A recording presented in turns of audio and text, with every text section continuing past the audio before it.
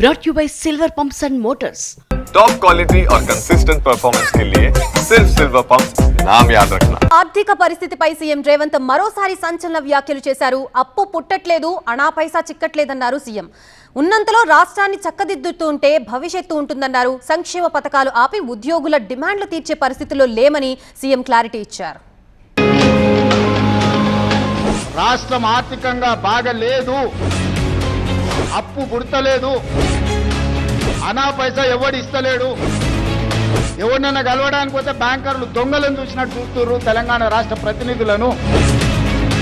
ఎవడు ఢిల్లీకి పోతే అపాయింట్మెంట్ కూడా ఇస్తలేడు, వీడు వస్తే చెప్పులు కూడా ఎత్తుకుపోతాడేమో అన్నట్టుగా ఆ పరిస్థితి ఉంది దేశం ముందల.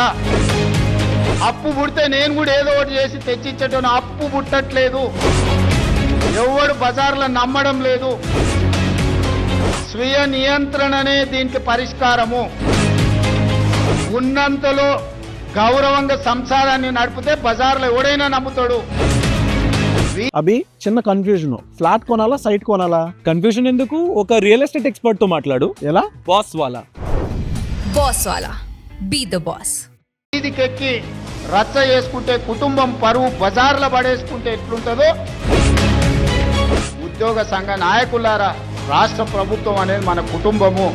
ఈ పరువును బజార్లో మీరు పడేస్తాము అని అంటే కుటుంబం పెద్దగా వద్దు అని నేను విజ్ఞప్తి చేస్తున్నా. అత్యవసరానికే 22,000 కోట్లు, దాంట్లోనే 4,000 కోట్ల తుట్టుంది. ఇక ఆయన పెట్టిపోయిన 50,000 కోట్ల రూపాయల కాంట్రాక్టర్లకు పాత బకాయిలు ఇవ్వాలంటే నెలకి 7,000 కోట్లు కావాలి. నన్ను కోసినా కూడా 18,500 కోట్ల రూపాయల కంటే ఎక్కువ ఆదాయం లేదు. చెప్పు, ఉద్యోగ సంఘాల నాయకులను అడుగుతున్నా, ఏం చెప్తారు? నన్ను కోసుకుంటూ తింటారా, వండుకొని తింటారా? లేదు, ఉన్నదే 18,500 కోట్లు, ఎట్లా వంచుతామో చెప్పండి.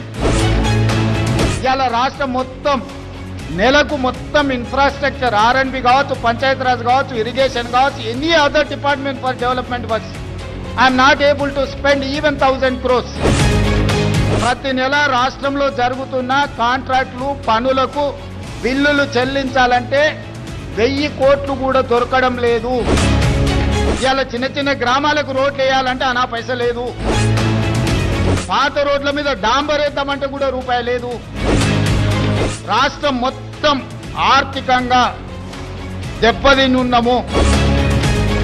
ఒక కుటుంబం విచ్ఛిన్నమైపోయి, చిన్నాభిన్నమైపోయి, ఆర్థికంగా పూర్తిగా దివాలా తీస్తే ఎట్లుంటుందో తెలంగాణ రాష్ట్ర ప్రభుత్వం యొక్క ఆర్థిక వ్యవస్థ అట్లనే ఉంది.